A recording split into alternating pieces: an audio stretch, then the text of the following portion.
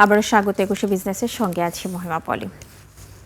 শেষ হলো ঢাকা স্টক এক্সচেঞ্জের লেনদেনের আজকে এবং ঈদ পূর্ববর্তী শেষ কার্যদিবসের সমাপ্তি ঘটেছে এবং আমরা আজকে যেটা দেখেছি যে সূচকের উত্থানে লেনদেন শেষ করলো। আজকে টার্নওভার কিন্তু খুবই স্লো ছিল। আমরা একটু সূচকের অবস্থান, টার্নওভার এবং লেনদেন হওয়া প্রতিষ্ঠানগুলোর মধ্যে কতটি প্রতিষ্ঠানের শেয়ারের দর বেড়েছে সেই চিত্রটি একটু দেখে নিব এবং আপনাদেরকেও দেখাবো।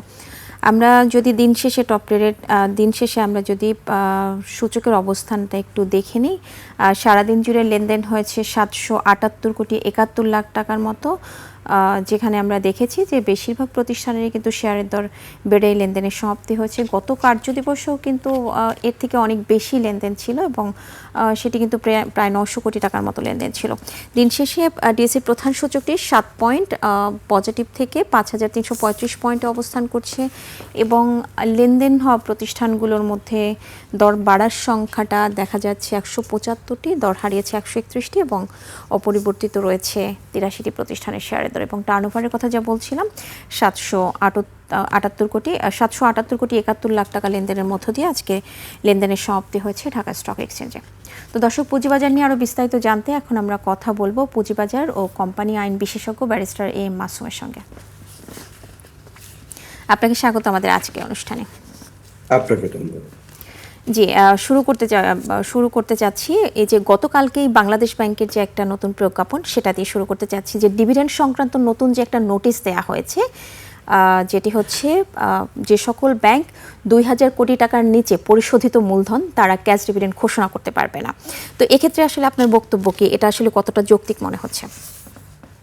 অবশ্যই এটা যৌক্তিক। কারণ হলো আমরা আমাদের প্রথম আপনি দেখেছিলেন যে আমাদের পেইড আপ ক্যাপিটাল ছিল হলো 400 কোটি টাকা যে কোনো নিউ ব্যাংকে। দেন এটা করা হলো 500 crore টাকা। এই 500 crore টাকা পেইড আপ দিয়ে কিন্তু আমাদের এখন এই ব্যাংকিং সেক্টরে, কিন্তু ব্যাংকিং সেক্টরে যদি আপনি ক্যাপাসিটি দেখেন যে বড় যে কোম্পানিগুলি, তাদের দেখা যাচ্ছে যে লোন প্রয়োজন হচ্ছে আপনার 2000 crore টাকা বা 3000 crore টাকা বা 5000 crore টাকা।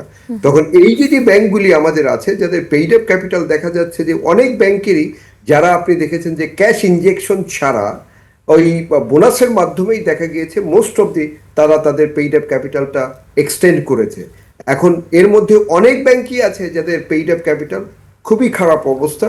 তো যার জন্যই বাংলাদেশ ব্যাংক এটা একটা ভেরি গুড ডিসিশন যে আপনি যে ক্যাশ ডিভিডেন্ড দিয়ে যে এই যে মানিটা ধরেন, জেনারেলি যেটা দেখা যায় যে যারা স্পন্সর ডাইরেক্টরস থাকে তারা অ্যাকচুয়ালি এই ক্যাশ ডিভিডেন্ডটা দিয়ে ইন জেনারেল যে শেয়ার হোল্ডার যারা আছে তাদের ভিতরে এই ডিস্ট্রিবিউশনটা হয়। কিন্তু আগে আপনাকে যেটা দেখতে হবে সেটা হলো যে ব্যাংকের হেলথটা ঠিক করতে হবে এবং ব্যাংকের ক্যাপাসিটিটা বাড়াতে হবে। আমরা দেখেছি যে রিসেন্টলি যেটা দেখা যাচ্ছে যে প্রায় 24টা ব্যাংকের আপনার কিন্তু ক্যাপিটাল শর্টফল দেখা যাচ্ছে, প্রভিশন শর্টফল দেখা যাচ্ছে।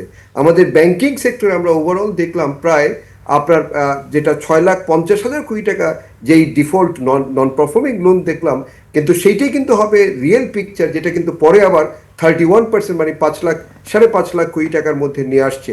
কিন্তু মোস্টলি আপনার যেটা হচ্ছে রিশিডিউল এবং রিস্ট্রাকচারের মাধ্যমেই কিন্তু সেটা দেখা যাচ্ছে। তো রিসেন্টলি আপনি দেখেছেন যে বাংলাদেশ ব্যাংকের গভর্নর নিজে বলেছে যে 5 লাখ কোটি টাকা যেটা স্ট্রেইট বলছে যে চুরি হয়ে গিয়েছে। যদি আমাদের ব্যাংকিং সেক্টরে টোটাল ডিপোজিট যদি ধরেন অ্যারাউন্ড 20 লাখ crore টাকা হয়, তাহলে তার মধ্যে যদি 18 লাখ crore টাকা যদি অ্যাডভান্স বা লোন হয়, তার মধ্যে যদি অ্যারাউন্ড 6 লাখ কোটি টাকার মতো যেটা অলরেডি মার্কেটের থেকেই আপনার এই চ্যানেল থেকেই যদি আউট চলে যায়, তার মানে কি ব্যাংকিং সেক্টরের অবস্থাটা খুব একটা ভালো বা হেলদি অবস্থায় নেই। এবং এটার সাথে যদি আমি একটু যুক্ত করি যে এই যে নতুন যে সিদ্ধান্ত নেওয়া হয়েছে, এই সিদ্ধান্তের ক্ষেত্রে শুধুমাত্র একটি ব্যাংক এলিজিবল রয়েছে এবং সেটা হচ্ছে ব্র্যাক ব্যাংক।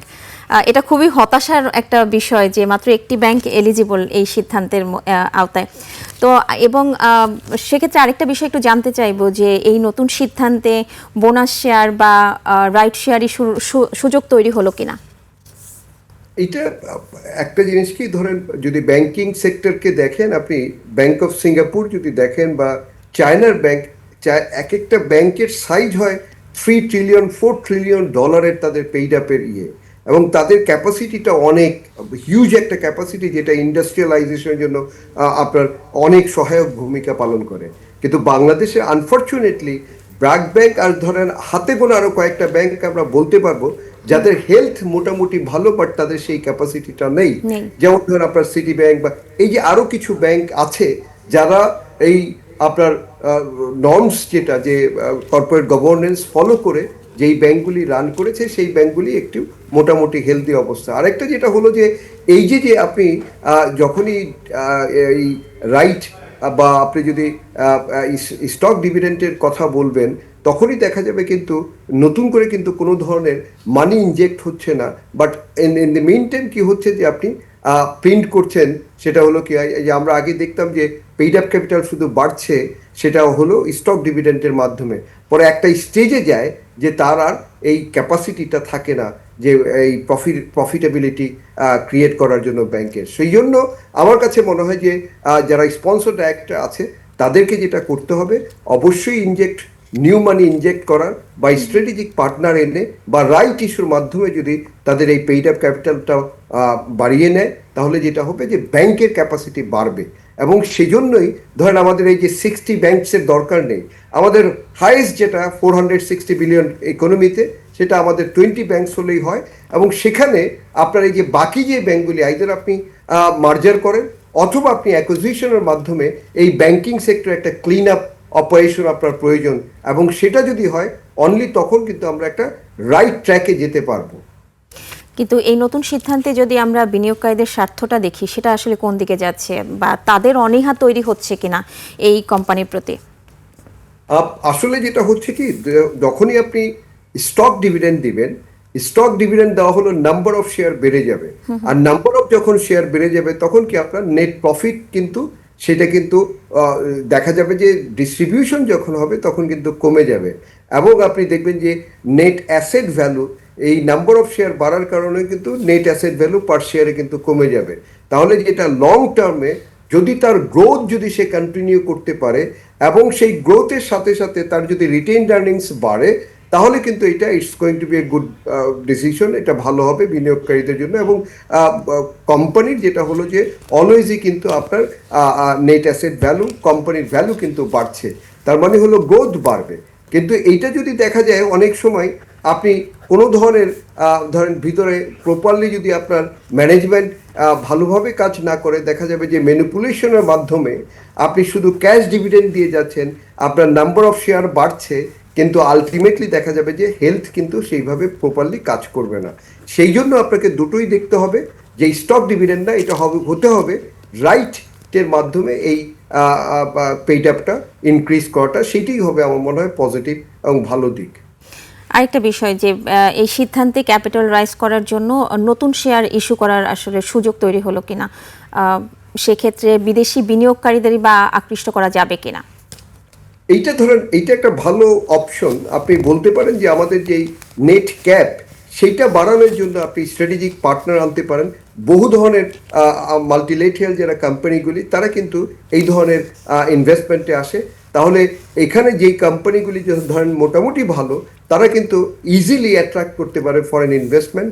এবং সেখানে যদি স্ট্র্যাটেজিক পার্টনার হয় এবং রাইট ইস্যুর মাধ্যমে হয় তাহলে কিন্তু এই ব্যাংকের হেলথ বঞ্চ ভালো হবে, দেন এটা খারাপ হওয়ার চাইতে।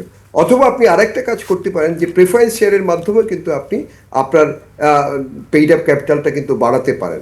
এবং রিসেন্টলি আমরা যেটা দেখলাম যে গভর্নমেন্ট যে নতুন একটি ইনিশিয়েটিভ নিয়ে আসছে যে অ্যারাউন্ড 60,000 crore টাকার যেই আপনি দেখেছেন যে প্যাকেজ দিচ্ছে, সেই প্যাকেজে কিন্তু আপনার এই আলটিমেটলি যে ব্যাংকিং সেক্টর থেকে কিন্তু 41,000 crore টাকা নিবে, যেই ব্যাংকিং সেক্টর অলরেডি কিন্তু একটা আন্ডার প্রেশারে আছে।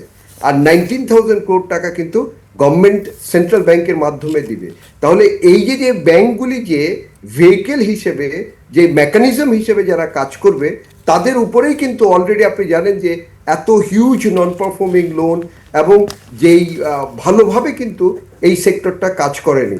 তো এখন যে নতুন গভর্নমেন্ট যে আবার একটা ইনিশিয়েটিভ নিয়েছে অ্যারাউন্ড 60,000 crore টাকা, এই টাকাটা যখন ডিস্ট্রিবিউট করতে যাবে তখনও কিন্তু আমরা যেটা দেখেছি করোনার সময়, আপনার মনে আছে কি না যে হিউজ প্যাকেজ আপনার অ্যানাউন্স করা হয়েছিল এবং সেখানে হিউজ অনেকভাবে এটাকে অ্যাবিউজ করা হয়েছিল। বাট দিস টাইম যদি গভর্নমেন্ট এটাকে দেখা যায় যে প্রপারলি যদি স্ট্রাকচার্ড করে এবং ব্যাংক ক্লায়েন্ট রিলেশনশিপ বেসিস এবং যারা আসলেই প্রাপ্য এবং যেখানে ধরেন আপনার উইলফুল ডিফল্টাররা না, যেই কোম্পানিগুলি ধরেন রানিং আছে বাট কিছু ওয়ার্কিং ক্যাপিটাল তাদের প্রয়োজন, এই কোম্পানিগুলিকে যদি অ্যাসিস্ট করা হয় তাহলে দেখা যাবে এই যে 60,000 crore টাকা দিচ্ছে সেটাও কিন্তু প্রপারলি ডিস্ট্রিবিউশন হলে আমাদের কিন্তু ইকোনমির গ্রোথ কিন্তু বাড়বে। এবং এই যে ব্যাংকিং সেক্টরের এখানেও কিন্তু, কারণ তারা যখন ডিস্ট্রিবিউট করবে তাদেরও কিন্তু এখানে কিন্তু একটা হিউজ ইনকাম কিন্তু জেনারেট হবে। এবং অনেক ব্যাংকই কিন্তু দেখবেন যে এই যে এবার আমরা দেখেছি প্রচুর ব্যাংক কিন্তু আপনার ইন্টারেস্ট প্রফিটের চাইতে তারা কিন্তু মোর ইনভেস্টমেন্ট ছিল কিন্তু তাদের আপনার বন্ডের দিকে। আমরা ট্রেজারি বিল বা বন্ডে দেখেছি যে তাদের রিটার্নটা অনেক বেশি ছিল। ঠিক এই যে প্যাকেজ যেটা 60,000 crore টাকা, এই যে ব্যাংকগুলি এটার সাথে ইনভলভমেন্ট থাকবে তাদেরও আপনি দেখবেন কিন্তু প্রফিটেবিলিটি অনেক বেড়ে যাবে এবং সেটা কিন্তু তাদের অ্যাসিস্ট করতে পারে তাদের পেইড আপ ক্যাপিটাল বা ব্যাংকের স্ট্রেংথেনিং বাড়ানোর জন্য। জি, আসবো একটু অন্য প্রসঙ্গে। আপনি নিশ্চয়ই জানেন যে বন্ধ কারখানা চালু সহ বিভিন্ন সেক্টরে প্রণোদনা বাবদ 60,000 কোটি টাকার যে তহবিল গঠনের ঘোষণা দিয়েছে বাংলাদেশ ব্যাংক, এবং এখানে যে বন্ধ কারখানাগুলো চালুর যে সিদ্ধান্ত নেওয়া হয়েছে বা তাদের প্রণোদনা দেওয়া হবে, অনেক কারখানা আছে সেটা কিন্তু পুঁজিবাজারেও লিস্টে আছে। তো সেক্ষেত্রে আসলে পুঁজিবাজার কিভাবে বেনিফিটেড হবে বা পুঁজিবাজারের উপর কি প্রভাব পড়তে পারে? ধন্যবাদ আপনাকে। আসলে এখানে যারা যেই কোম্পানিগুলি লিস্টেড এবং অনেক কোম্পানি আছে, আমরা দেখা যাচ্ছে যে 400 কোম্পানির মধ্যে জেড ক্যাটাগরিতে বহু কোম্পানি, তার মানে 100-এর উপরে কোম্পানি। তাহলে সেই কোম্পানিগুলি যদি এই ওই উইলফুল ডিফল্টের মধ্যে যদি তারা না পড়ে, যেখানে আমরা দেখেছি যে গভর্নমেন্ট কিন্তু এসএমই প্লাস আপনার বড় কোম্পানি যে সকল ধরনের কোম্পানিকেই কিন্তু এই প্যাকেজের মধ্যে রেখেছে।